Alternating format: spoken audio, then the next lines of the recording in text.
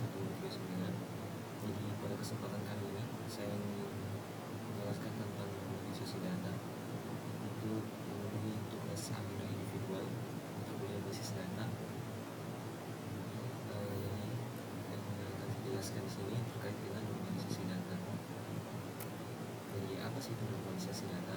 Jadi normalisasi merupakan sebuah teknik dalam medical design sebuah basis data yang merupakan atribut dari suatu relasi sehingga membentuk struktur relasi yang baik, yaitu tanpa redundansi. Redundansi ini dimaksud adalah perulangan. Jadi normalisasi adalah proses pembentukan struktur basis data sehingga sebagian besar ambiguitas bisa dihilangkan. Tujuan dari normalisasi sendiri yang pertama itu mengurangi kompleksitas. Tentunya setelah kita melakukan normalisasi, data yang kita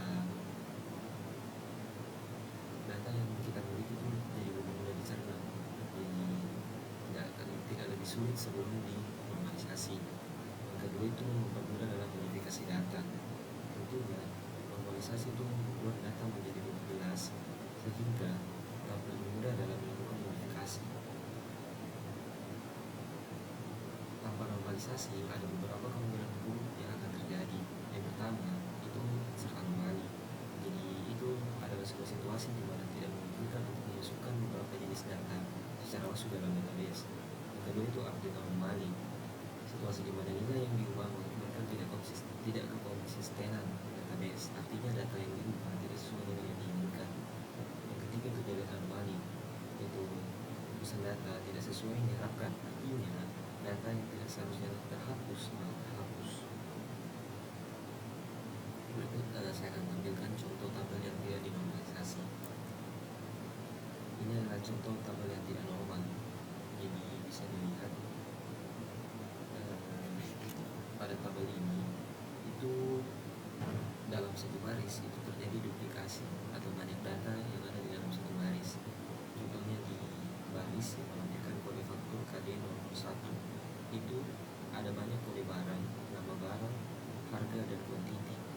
Begitupun di kode faktur selanjutnya itu KD02. Di sini saya ingin menormalisasi tabel ini. Next, ini adalah bentuk normalisasi pertama, normalisasi bentuk pertama. Jadi suatu tabel dikatakan satu NF itu jika dan hanya jika setiap atribut dari data tersebut hanya memiliki nilai tunggal dalam satu baris. Ini adalah bentuk normalisasi pertamanya. Jadi kode faktur yang tadinya dalam satu baris terdiri dari berbagai macam jenis itu diurai. Jadi misalnya KD01, kode barang 01, nama barang yang digoreng, harga 2.500, kuantiti 5. Ini kode KD01, barang nomor BRG 02, nama goreng jago, harga 3.000, kuantiti 8. Ini adalah bentuk dari bentuk normal pertama dari tabel yang menjelaskan tabel yang tidak normal tadi. Selanjutnya itu 2NF. Jadi syarat dari 2NF adalah tidak diperkenankan adanya partial functional dependency kepada memiliki dalam sebuah tabel. Apa itu functional dependency? Adalah setiap atribut yang bukan kunci atau key bergantung secara fungsional terhadap memiliki.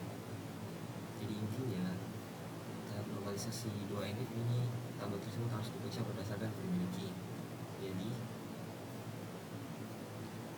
di sini tabel tadi dipecah menjadi dua, yaitu tabel barang dan tabel transaksi berdasarkan dimilikinya. Jadi tabel barang itu memiliki kode barang BRG 001, 02, 03 dan seterusnya. Jadi kode ini adalah memiliki dari tabel barang. Selanjutnya tabel transaksi ini memiliki memiliki yaitu KD 01, 01 dan seterusnya. Selanjutnya bentuk normalisasi yang ketiga yaitu TGNF. Jadi dalam bentuk normalisasi yang ketiga ini tidak diperkenankan adanya transitive dependency. Transitive dependency itu biasanya terjadi pada tabel akselerasi atau kondisi di mana terdapat tiga atribut A, B, C.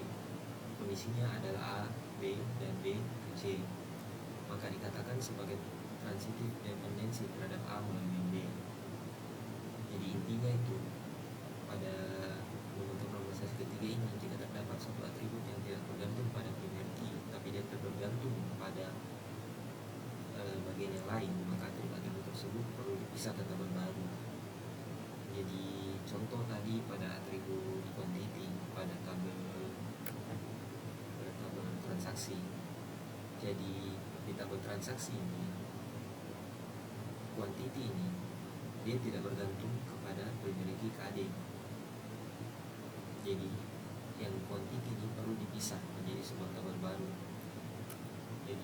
Jadilah tabel ini, tabel detail barang yang menjelaskan tentang barang. Jadi ada 3 tabel sekarang, tabel barang, tabel transaksi, dan tabel detail barang. Jadi tabel transaksi itu berisi dari kode faktur dan tanggal terbitnya faktur itu. Terus di tabel detail barang berisi kode faktur, kode barang, quantity, harga. Dan tabel barang itu berisi kode barang, nama barang, dan harganya. Selanjutnya ini adalah IRD dari tabel-tabel tadi, yang dimana barang itu memiliki primary key kode barang, terus bagian-bagiannya adalah nama barang, string, harga, integer, terus transaksi itu kode faktur sebagai primary key, dan tanggal. Jadi di sini detail barang itu hubungan relasinya itu memiliki dengan barang, dan untuk transaksi dan detail barang itu hubungan relasinya itu terdiri dari ini bagian dari detail barang, kode faktur sebagai foreign key, dan kode barang string sebagai foreign key. Jadi kode faktur ini untuk menghubungkan detail barang dengan transaksi, sedangkan kode barang untuk menghubungkan detail barang dengan barang. Selanjutnya hubungan relasi. Jadi dari IRD itu menjelaskan tentang relasinya. Jadi barang ke detail barang itu tipe relasinya one to many. Jadi satu barang dapat muncul di banyak detail barang pada berbagai transaksi. Jadi yang menjadi penghubungnya ini adalah kode barang. Terus transaksi ke detail barang, tipe relasinya itu one to many juga. Jadi penjelasannya itu suatu transaksi dapat mencatat banyak barang. Kuncinya kode faktur. Di sini kode faktur berperan sebagai foreign key. Jadi hubungan ini adalah hubungan keseluruhannya.